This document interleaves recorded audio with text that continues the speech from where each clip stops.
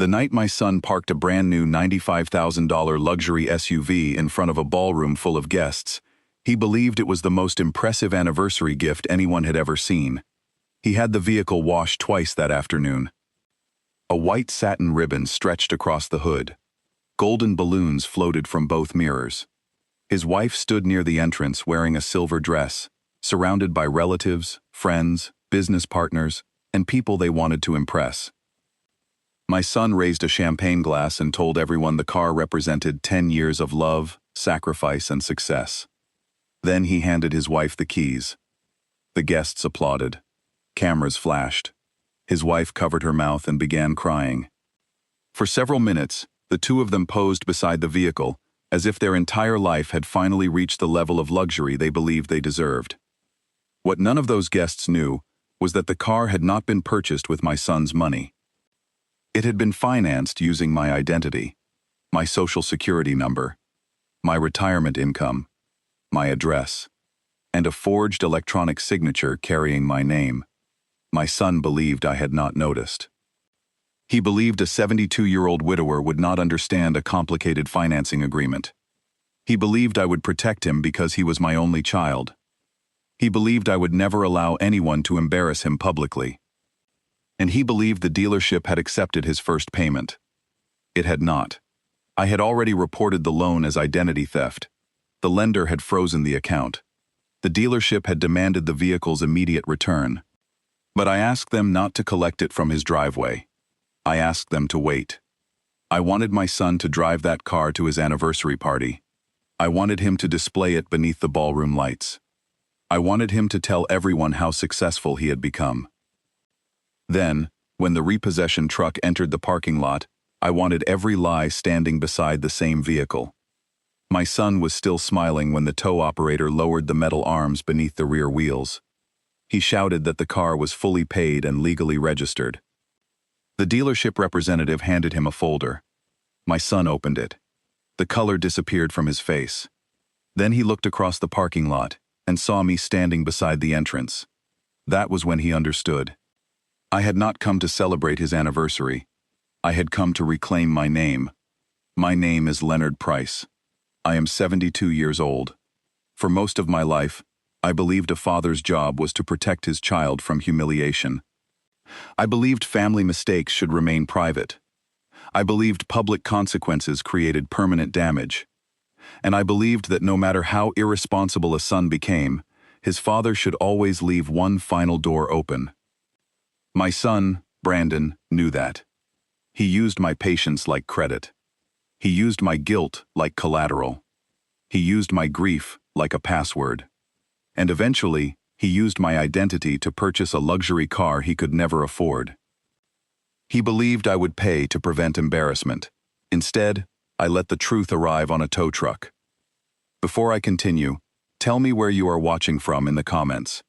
Subscribe to Amelia. For more powerful stories about betrayal, justice, hidden courage, and people who finally refuse to let family turn love into permission. I spent 44 years working in telecommunications. I began in 1971 as a line technician outside Cleveland, Ohio. Back then, the work was physical. We climbed poles in freezing weather. We repaired cables after storms. We entered underground utility tunnels, filled with water, dirt, insects, and dangerous electrical systems. Later, as technology changed, I moved into network operations. By the time I retired, I supervised regional infrastructure for hospitals, emergency services, schools, and government facilities. My job was to keep communication systems working. When a network failed, we did not guess. We traced the signal. We identified the point of entry. We examined access logs. We isolated the breach. Then we shut down the compromised connection before the damage spread. That discipline protected thousands of people. But inside my own family, I ignored every unauthorized connection. My wife, Ruth, and I married when we were both 23. She worked as a respiratory therapist. I worked unpredictable shifts. We lived in a narrow brick house with a tiny yard and a furnace that failed every winter. Ruth never complained. She could turn a simple dinner into an event. She played old jazz records while cooking. She kept fresh flowers in the kitchen, even during months when money was tight. Our son, Brandon, was born 4 years after the wedding. He was our only child. Ruth nearly died during childbirth. The doctors warned another pregnancy would be dangerous. From the beginning, Brandon carried the emotional weight of being our only chance at parenthood. We celebrated everything he did. First steps, first words, first school performance, first baseball game. If Brandon wanted a new glove, we found the money. If he wanted music lessons, Ruth took extra shifts. If he wanted to attend summer camp, I worked overtime. At the time, it felt like devotion. Looking back, I can see the danger. Brandon rarely heard no. He grew up believing disappointment meant someone had failed him. He was intelligent, confident, and naturally persuasive. Teachers described him as a leader. Coaches called him competitive. Ruth called him ambitious. I called him determined. What we did not call him was entitled. Not until much later. Brandon attended a private university in Chicago. He studied marketing and business development. Tuition was enormous. Ruth and I paid almost all of it. He graduated with very little student debt. During commencement, he hugged us and said, "One day, I'm going to give you both everything." Ruth cried. I believed him. After graduation, Brandon entered luxury automotive sales. The job suited him perfectly. He understood image. He understood aspiration. He understood how to make ordinary people feel that owning an expensive vehicle would transform their lives. He wore tailored suits before he could afford them. He leased a sports sedan because he said clients would not trust a salesman who drove something modest. He began speaking about brands as if they were personalities. A certain car meant confidence. Another meant discipline. Another meant status.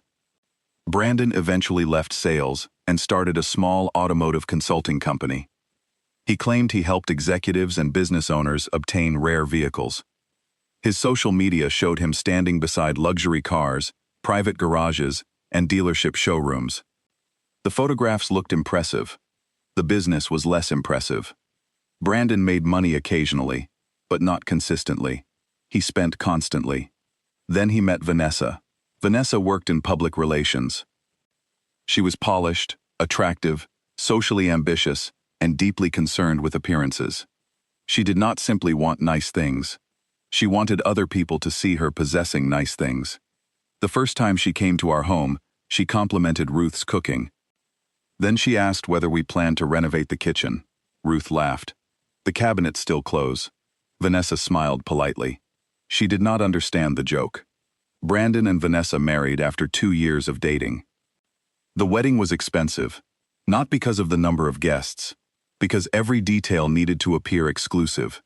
Designer invitations, imported flowers, custom suits, a rooftop reception.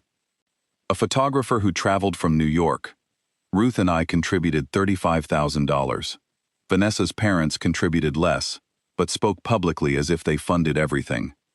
Brandon promised to repay us. He never did. That became the pattern. A business expansion, a tax problem, a delayed commission, an emergency apartment deposit, a medical bill that later turned out to be a cosmetic procedure for Vanessa.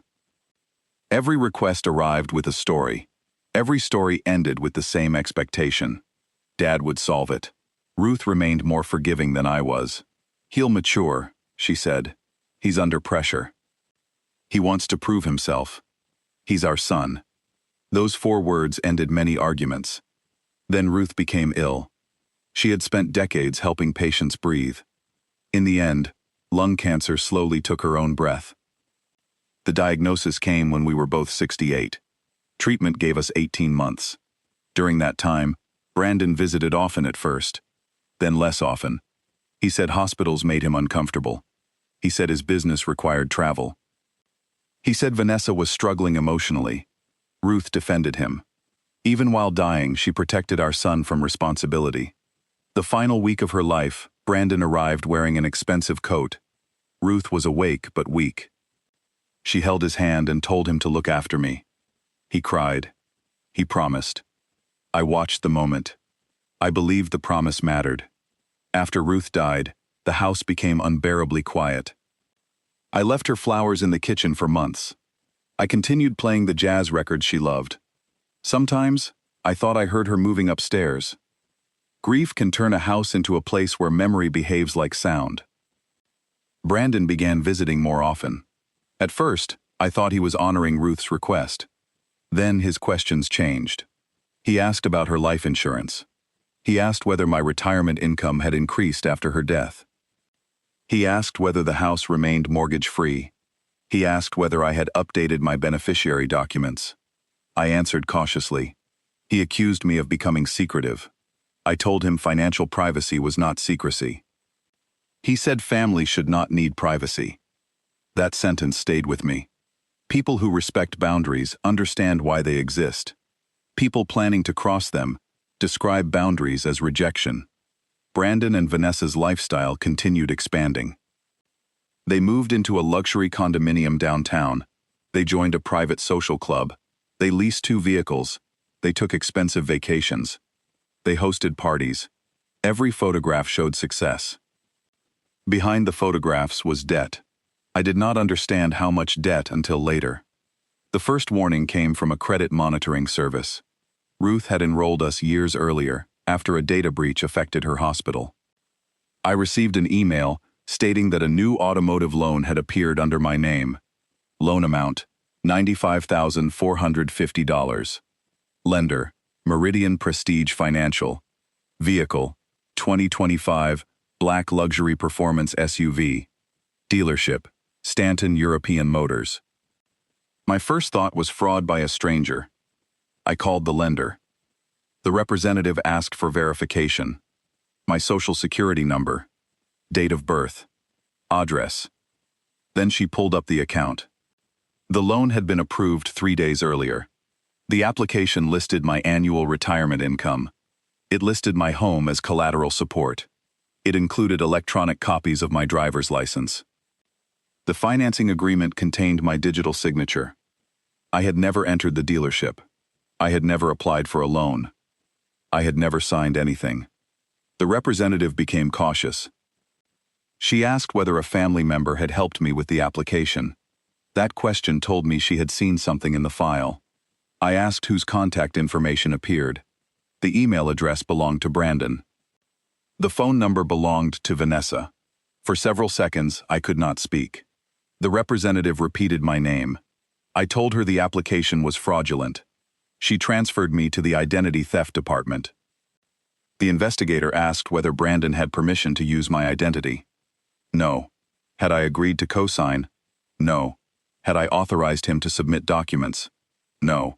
Had I purchased the vehicle as a gift? Number. Each answer made the situation more serious. The investigator froze the loan. She advised me to file a police report.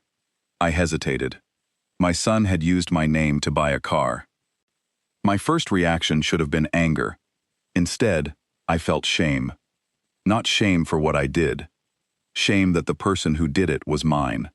Parents sometimes experience a child's betrayal as evidence of their own failure. We wonder where we went wrong. We review every birthday, every punishment, every rescue, every warning ignored. That shame can become the abuser's protection. I told the investigator I needed time. She said the dealership would be notified. I asked her to wait until I spoke with an attorney. She agreed to maintain the freeze without immediate repossession for 48 hours. Then I called Brandon. He answered from a restaurant. Music played in the background. I asked whether he had purchased a new vehicle. He laughed. He said Vanessa's anniversary gift had arrived early. I asked how he paid for it. There was a pause. Then he said his business secured favorable financing. I repeated the question, "How did you pay for it?" His tone changed. He said I sounded suspicious. I told him a $95,000 loan appeared on my credit report. Silence. Then Brandon laughed again. This time the sound was forced. He said there had been a misunderstanding. He claimed he intended to list me as a reference, not the borrower. I told him lenders did not accidentally assign a $95,000 loan to a reference. He blamed the dealership. He said a junior finance employee must have completed the paperwork incorrectly. I asked why Vanessa's phone number appeared on the application. Another silence. Then he changed tactics. He said the vehicle was technically for family use. He said I could drive it whenever I wanted. I asked whether he believed access to a stolen car canceled identity theft. Brandon became angry. He reminded me that I had excellent credit. He said the monthly payment was manageable. He claimed the loan would help his business image and generate more clients. He promised to make every payment. I asked why he did not apply using his own credit. He said business owners often structured purchases creatively. Creatively? Yes, Dad. You don't understand how financing works now. I had spent 44 years managing complex telecommunications systems. My son believed calling fraud creative would make me feel too old to question it. I asked whether he forged my signature. He said electronic signatures were not really signatures. I asked whether he uploaded my driver's license. He said, he already had a copy from helping with insurance paperwork. I asked whether he entered my social security number. He said it was necessary to complete the application. Every answer moved him farther from innocence. He was no longer denying the act. He was explaining why he believed it should be tolerated. I told him the loan had been frozen. His voice became sharp. What did you do? I said I reported unauthorized financing. He began shouting. He said the anniversary party was in 4 days. He had already shown the car to clients. Vanessa believed it was hers. The dealership could not take it back now. I asked why Vanessa believed the car belonged to her. He said it was her anniversary gift. I asked how a gift purchased through another man's identity belonged to the giver. Brandon said I was turning a paperwork issue into family destruction. Then he used Ruth. Mom would have understood. The words hit me exactly as intended. Ruth had forgiven him repeatedly. He wanted her memory to continue doing the same work after death. I said, your mother would understand that you stole my name. He ended the call. 10 minutes later, Vanessa called. She spoke softly. She said Brandon had made a mistake because he felt pressured. She said the anniversary mattered to him. She said his clients expected a certain image. She said repossessing the vehicle would humiliate both of them. I asked whether she knew my identity was used. She paused. Then she said Brandon told her I agreed to help.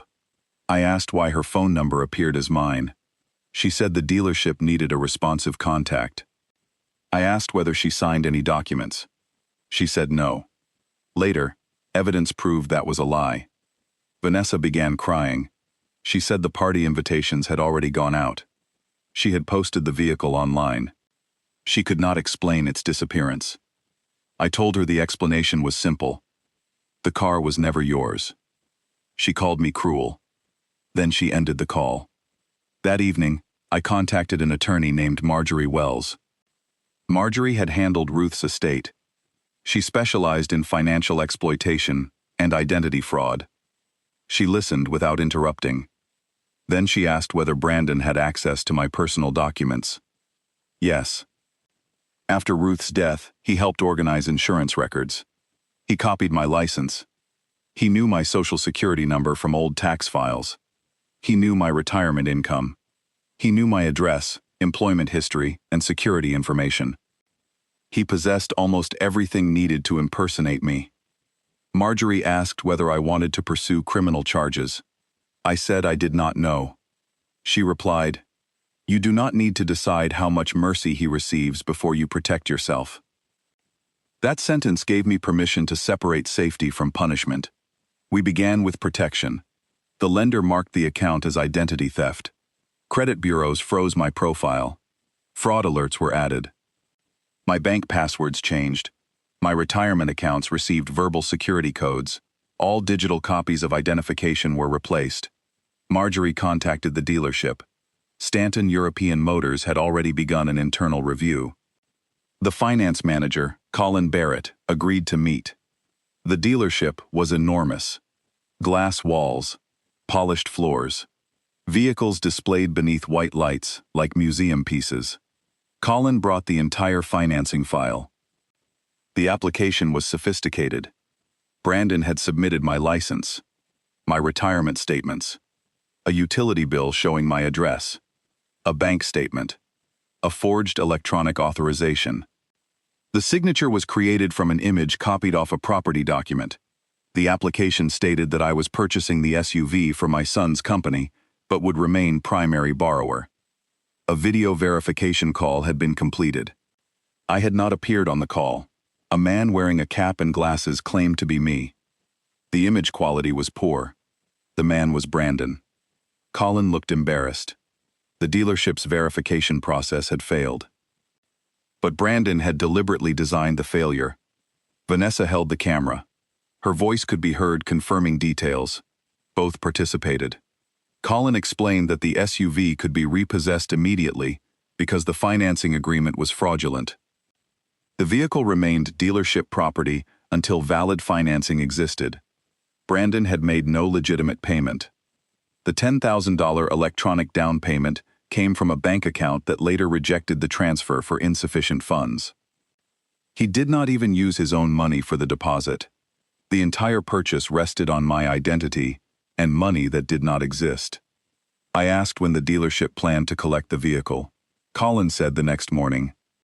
I thought about Brandon's anniversary party. He had mentioned it during the phone call. The party was scheduled at the Hawthorne Club, an exclusive venue outside the city. He and Vanessa were celebrating 10 years of marriage. The SUV would be displayed near the entrance as her gift. Brandon intended to build the evening around a stolen symbol of success. I asked whether collection could wait 3 days. Colin studied me. He asked why. Because if you take it from his driveway, he will tell everyone there was a mechanical issue. I want the people he deceived to see who actually owns it. Marjorie looked at me carefully. She asked whether I wanted revenge. No, I want witnesses. Brandon had built his life through different stories told to different people. Clients believed he was successful. Vanessa's family believed I funded him willingly. Friends believed the SUV represented business growth. Vanessa believed her husband purchased a $95,000 gift. A private repossession would allow every lie to survive. A public repossession would force them into the same place. Colin agreed, with conditions. The dealership would not create a spectacle intentionally. The tow operator would act professionally. A representative would provide written explanation. Law enforcement would remain nearby because fraudulent possession could create conflict. No guests would be endangered. I agreed. Marjorie also contacted a financial investigator. His name was Raymond Shaw. Raymond traced Brandon's finances. The results explained the desperation. Brandon's consulting company was failing. His business account held less than $2,000. He owed more than $180,000 in business loans. The condominium mortgage was 4 months delinquent. Several credit cards were maxed out. Vanessa's public relations income covered only part of their expenses. They had leased vehicles, club fees, travel costs, and private school tuition for their daughter. Their lifestyle required approximately $20,000 every month. Their reliable income was less than half that. They were not wealthy. They were performing wealth while standing above a financial hole. The SUV was intended to create more business. Brandon believed clients would see the vehicle and assume his company was thriving. He planned to use the appearance of success to obtain contracts and possibly new loans. My identity was not merely used to purchase a gift. It was used as the foundation of another financial illusion. Raymond found messages between Brandon and Vanessa. One message read, "Dad has a 812 credit score. He never borrows. It's wasted." Another, "He won't report us. He cares too much about reputation." Vanessa replied, "Just make sure he doesn't see the loan before the party." That message ended any possibility that she believed I had agreed. They understood exactly what they were doing. They understood the risk. They calculated my silence. That realization hurt more than the money. My son did not act impulsively.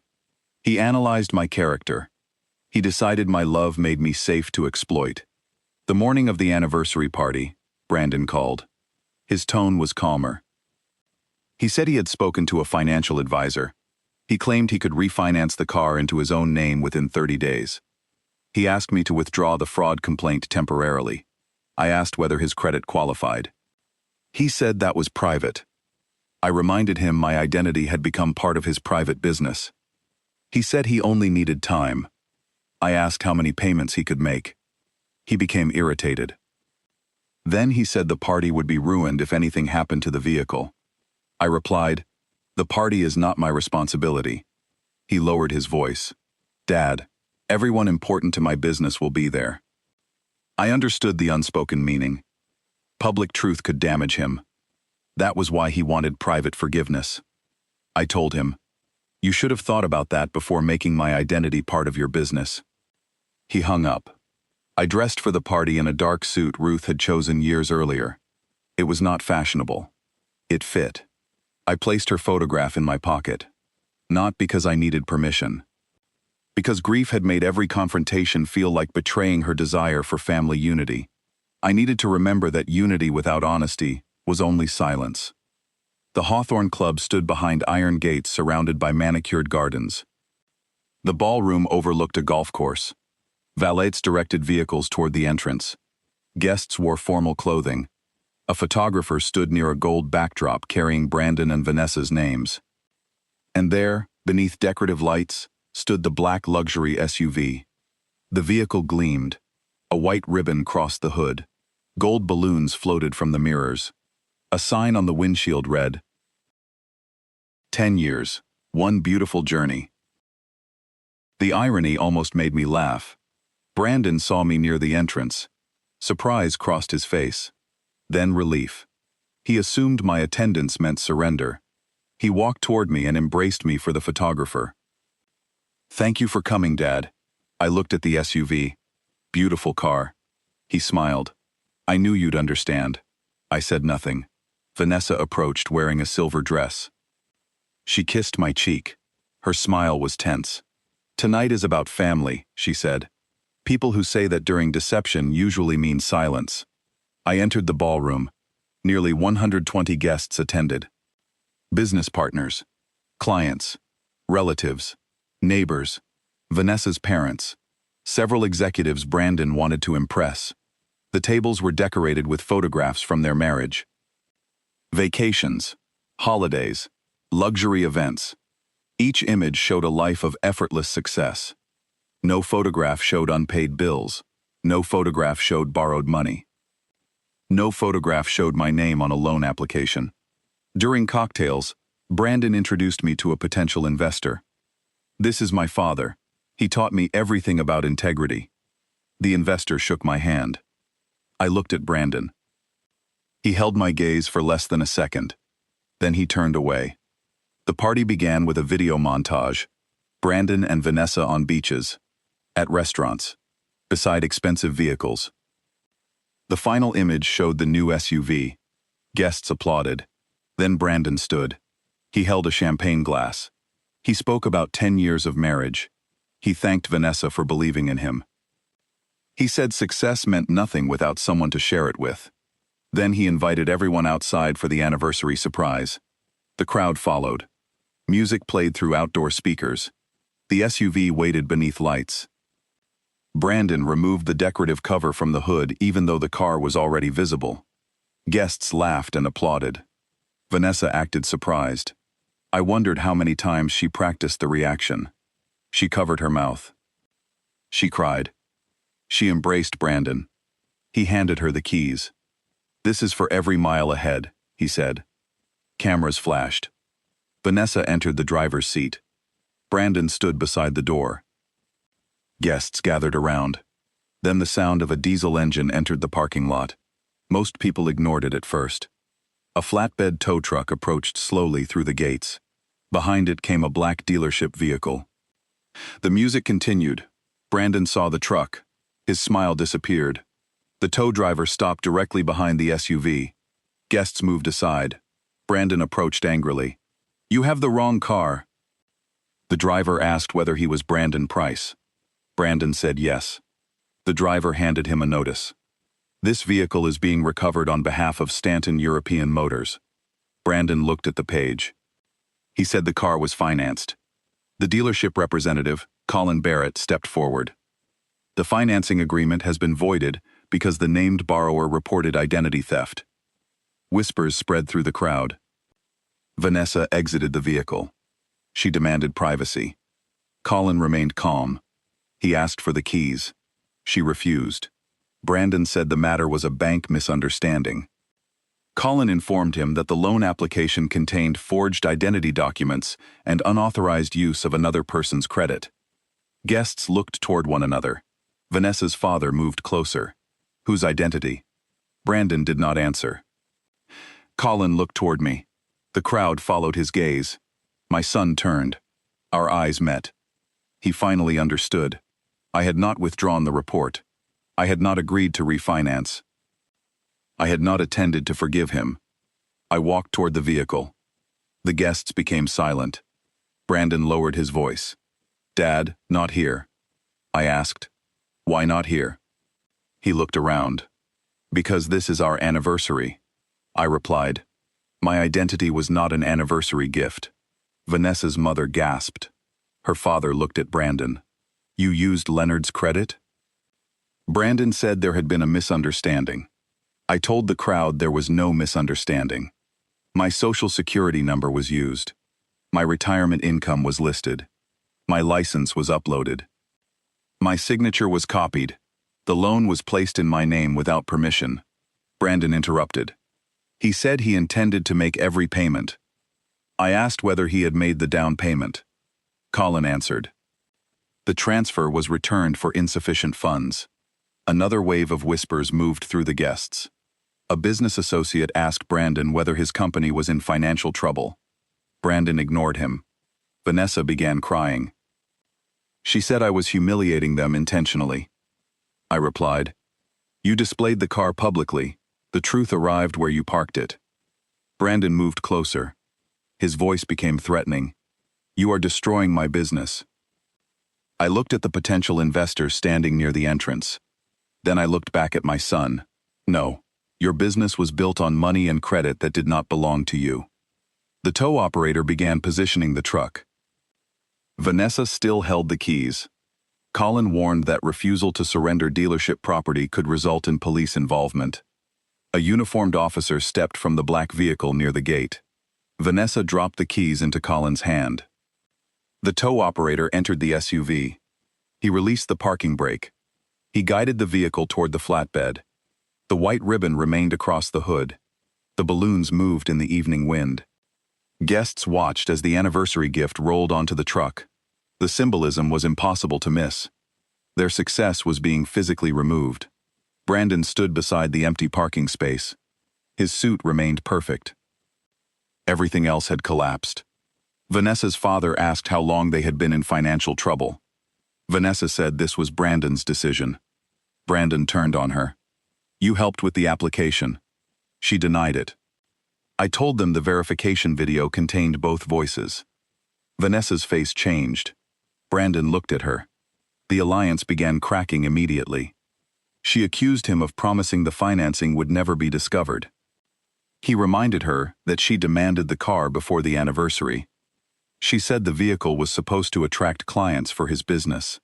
He said her social expectations created the pressure. Their private blame became public. Guests listened. The successful couple from the video montage disappeared. In their place stood two frightened people who had built a life neither could afford. The tow truck driver secured the SUV. The golden balloons were removed. The ribbon remained. Then the truck began driving toward the gate. Vanessa watched it leave. Her anniversary gift disappeared beneath the same decorative lights where she received it. Brandon looked at me. He said, I will never forgive you. I answered, You are angry because I refused to let you keep what you stole. He said family should resolve problems privately. I asked whether using my identity had been private. He looked away. Vanessa's mother began escorting guests back inside. The party was effectively over. Some people stayed. Most left. Several business contacts avoided Brandon entirely. The potential investor walked past him without saying goodbye. The public humiliation Brandon feared was not created by repossession. It was created by the distance between who he claimed to be and what the documents proved. I returned inside to collect my coat. Brandon followed. He asked me to withdraw the police report. He said the vehicle was gone, so no harm remained. I told him my credit report still carried the inquiry. My personal documents had been copied. My identity had been used. The harm was larger than a car. He said criminal charges could send him to prison. I replied, "You knew that before the application." He said he panicked. I asked how long the process took. He did not answer. The application required multiple uploads, a fake email, a video call, a copied signature, a lender interview, a false down payment. This was not panic. It was planning. Brandon used Ruth again. Mom would not want this. I removed her photograph from my pocket. I looked at it. Then I looked at him. Your mother wanted you to look after me. You used what she knew about me to steal my name. He said nothing. I placed the photograph back into my pocket. Then I left. The investigation became formal the following week. The dealership provided all records. The lender provided digital logs. The video showed Brandon pretending to be me. He wore a baseball cap, glasses, and sat in low lighting. His voice was unmistakable. Vanessa could be heard correcting information. She reminded him of my retirement amount. She read my driver's license number aloud. The evidence proved coordination. Raymond also found earlier attempts. Brandon had applied for 2 credit cards using my information. Both were denied because identity verification failed. He had attempted to open a business line of credit with me listed as guarantor. He tried to transfer the title of my older truck into his company's name. The luxury SUV was not his first attempt. It was the first successful one. That discovery destroyed the argument that financial pressure created one isolated mistake. He had been testing access, small attempts, different systems, different documents, like a hacker searching for an unlocked connection. The system finally opened at the dealership. Brandon and Vanessa's attorney contacted Marjorie. They offered to sign repayment agreements if I withdrew the complaint. Repayment was impossible. Their debts exceeded $400,000. Their condominium was near foreclosure. The consulting company had almost no value. They offered future payments based on income they did not have.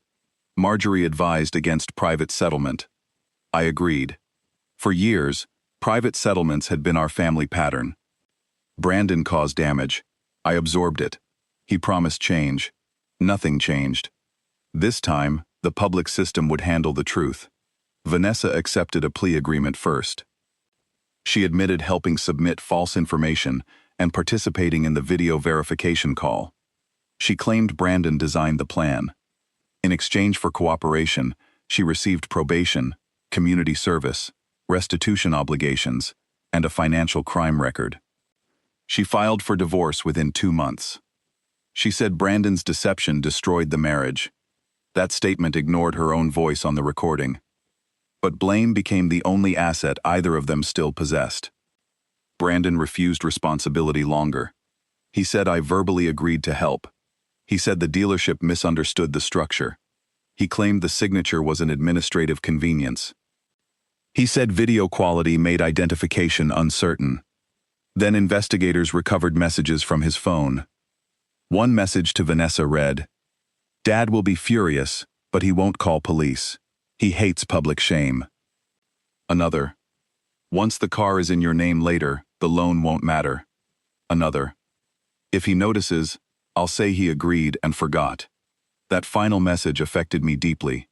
He had planned not only to use my identity, he planned to attack my memory if I objected. Age was part of the strategy. A younger son against an older father. Confidence against uncertainty. Digital documents against spoken denial. He believed the world would trust him. The messages proved otherwise. Brandon eventually accepted a plea agreement involving identity theft, fraud, attempted financial exploitation of an older adult, and falsification of loan documents. His automotive consulting license was revoked. Several clients sued after learning he misrepresented financial arrangements. His company collapsed. The condominium entered foreclosure. The social club canceled their membership. The luxury lifestyle disappeared quickly because none of it had been supported by stable wealth. At sentencing, Brandon asked to speak. He looked thinner. His suit was inexpensive. He said he had become trapped by expectations. His business needed wealthy clients. Wealthy clients expected success. Success required appearance. Appearance required money. He believed the SUV would generate contracts large enough to repair everything. He described the fraud like a temporary bridge. Borrow identity now, earn money later, repay quietly. Nobody harmed. The judge asked why he used my identity instead of asking me. Brandon said he knew I would refuse. That answer contained the whole case. He did not lack consent because communication failed. He bypassed consent because consent stood between him and what he wanted. The judge asked whether he intended to tell me. He said yes, after the business improved. Another lie. His messages said he hoped I never discovered it. Then the judge allowed me to speak. I stood. I said my son did not steal only credit. He stole trust accumulated over an entire lifetime. A social security number was not just 9 digits. It connected employment, taxes, retirement, medical records, banking, and identity. When someone used it fraudulently, they did not borrow a number. They entered another person's life. I described the credit alert, the loan, the copied license, the video impersonation, the party. I explained that Brandon expected my love to protect him from law. He believed being my son created a private zone where ordinary definitions no longer applied. Fraud became creative financing. Forgery became convenience. Theft became future inheritance. I told the court that parents often protect adult children because public consequences feel cruel. But private rescue can become repeated permission. I said I had rescued Brandon too often. I paid debts, funded opportunities, forgave lies, covered embarrassment. Each rescue weakened his belief that consequences were real. Then I said, I cannot repair the son I helped teach that Dad would always pay. The judge sentenced Brandon to incarceration, followed by supervised release and restitution. The term was shorter than prosecutors requested, but long enough to remove him from the life he had been performing. He looked at me as deputies approached. He did not say Dad. He said my name. Leonard. The distance inside that word hurt, but it was honest. For years, fatherhood had been the mechanism through which he accessed me. That day, the law saw 2 adults. One committed fraud. One reported it. The courtroom door closed behind him. I sat down. There was no satisfaction, only a deep exhaustion. Justice and happiness are not the same thing. Sometimes justice leaves a clean wound instead of an infected one. The pain remains. The poison stops spreading. Several relatives blamed me. They said the anniversary party exposure was excessive. They said I could have repossessed the vehicle privately. They said business contacts did not need to know. I asked why Brandon invited business contacts to admire a vehicle purchased through fraud. The car was part of the business image.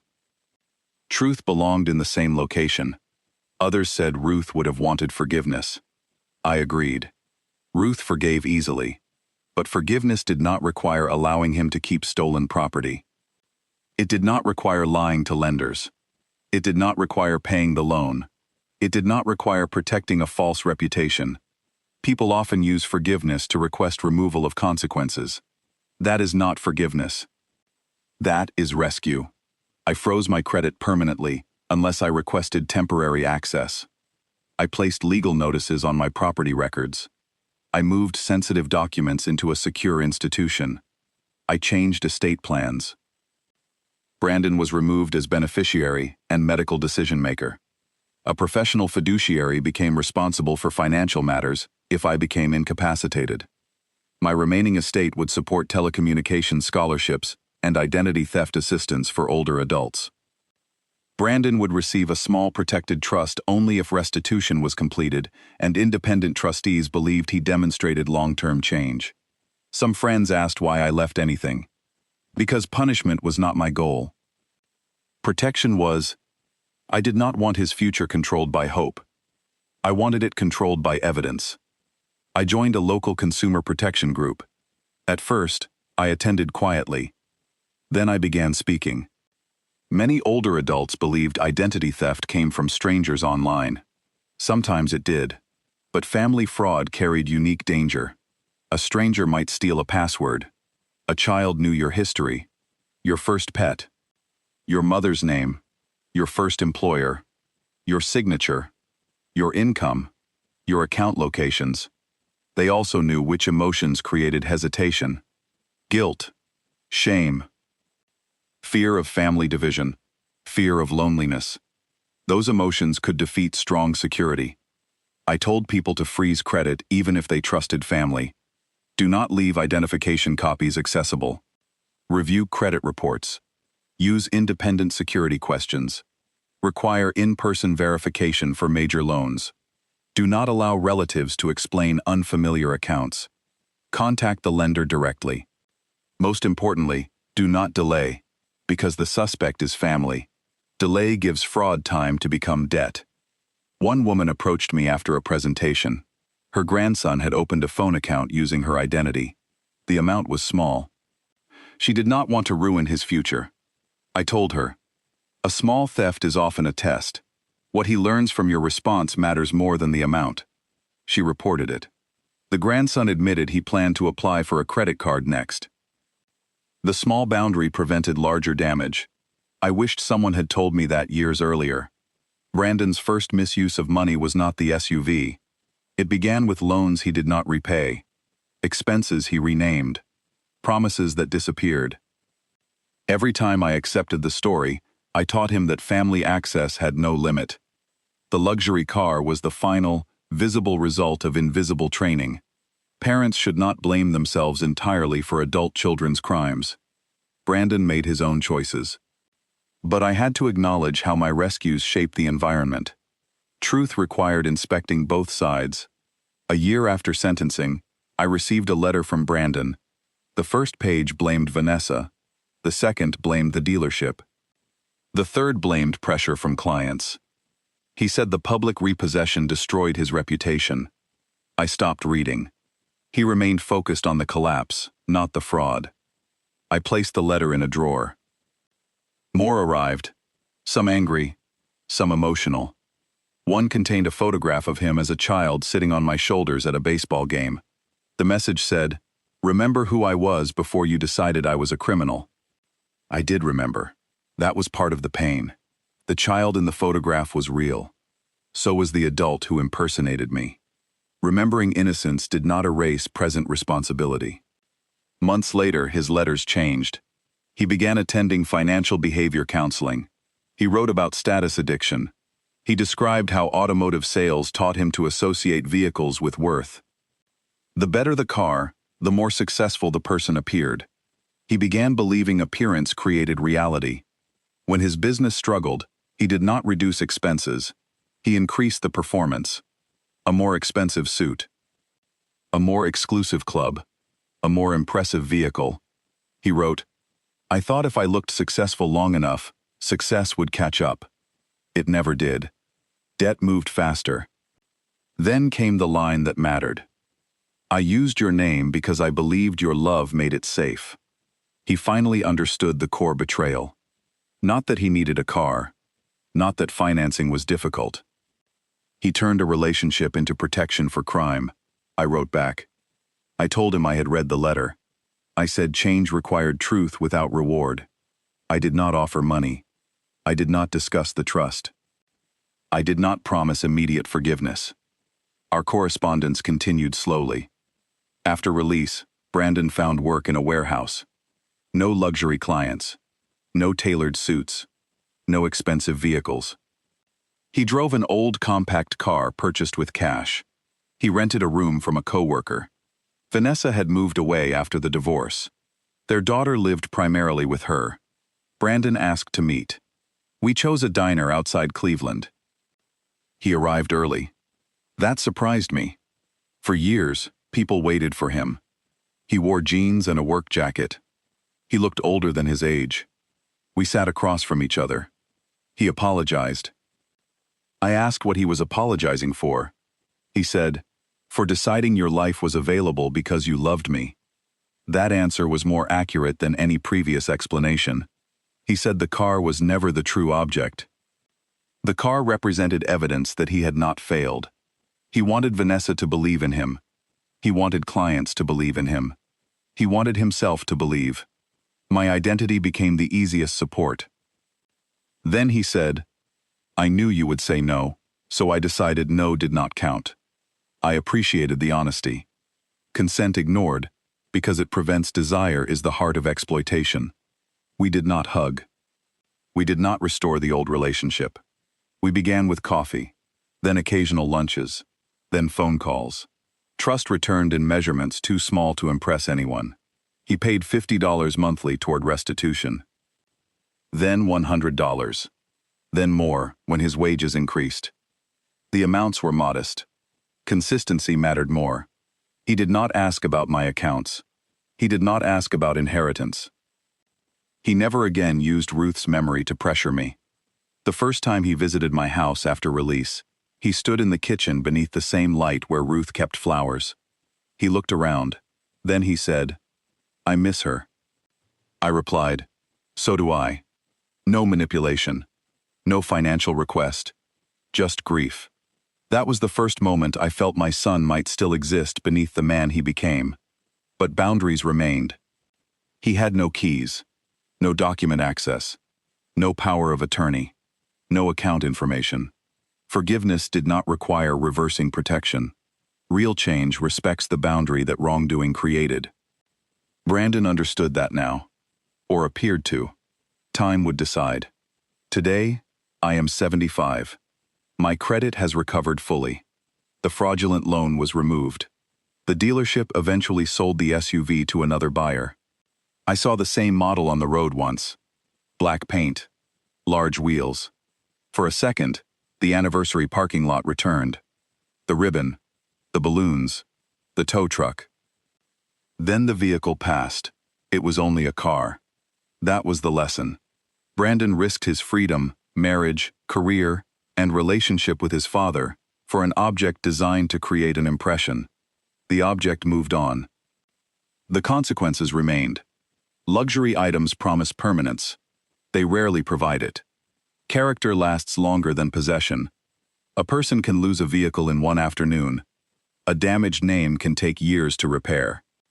My son used my name to buy a $95,000 luxury car. I let the dealer repossess it during his anniversary party because he had chosen that vehicle as public proof of private lies. He displayed it in front of everyone. He built speeches around it. He used it to represent love and success. The truth needed to stand beside the same symbol. Had the dealership collected it quietly, Brandon would have described a mechanical problem, a refinancing delay, a business change. Every audience would receive a different explanation. The public repossession created one shared fact. The car was not his. The loan was fraudulent. The image was false. Witnesses did not create the truth. They prevented it from being rewritten. That matters in family exploitation.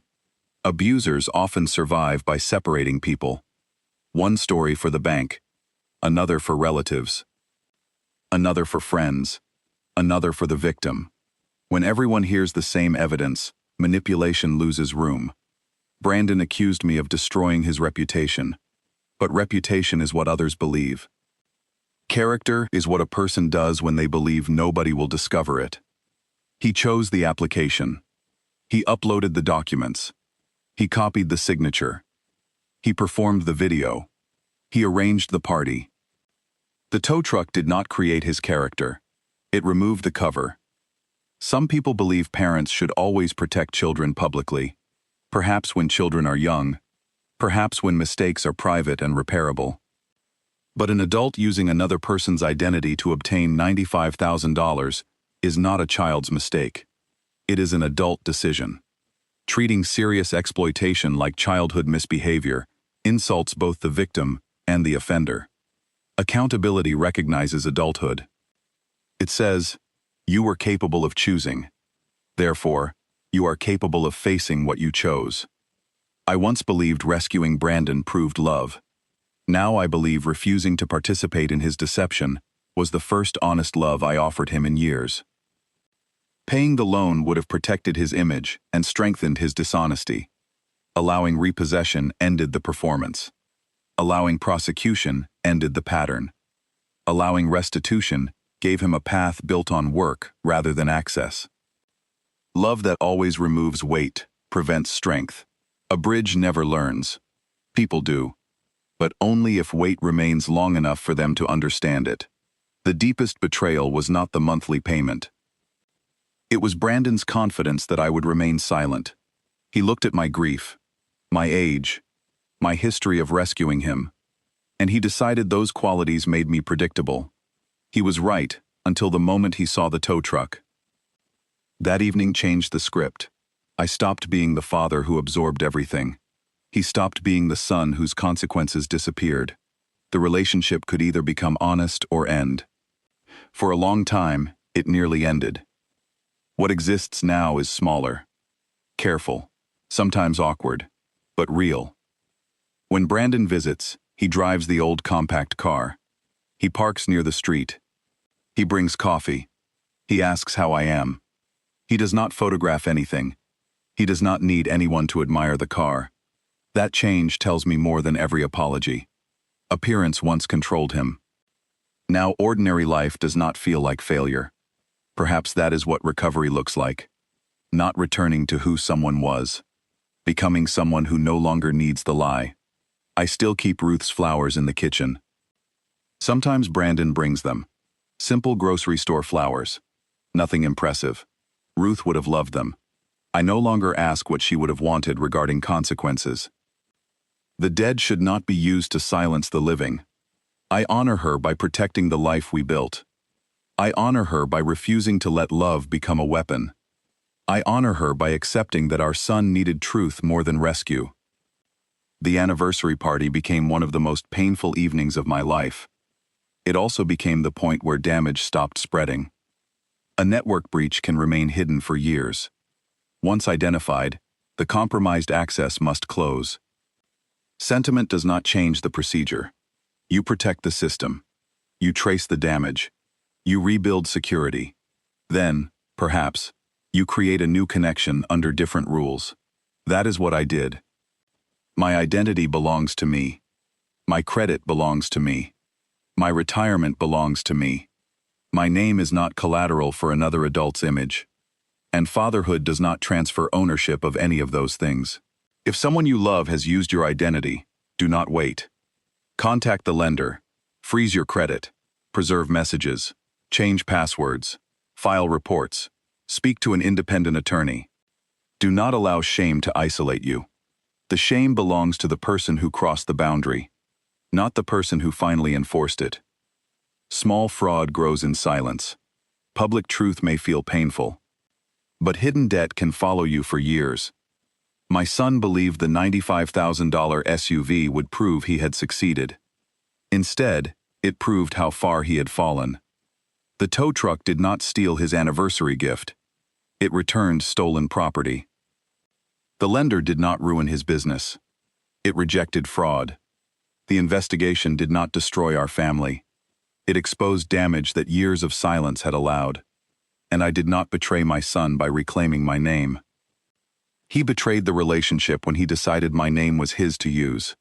Tell me in the comments whether Leonard made the right decision by allowing the dealer to repossess the luxury car during Brandon's anniversary party. Would you have handled it privately? Would you have paid the loan to protect your child's reputation? Or would you have let the truth arrive exactly where the lie was being celebrated? Subscribe to Amelia. For more powerful stories about family betrayal, hidden strength, justice, and people who finally take back control of their own lives,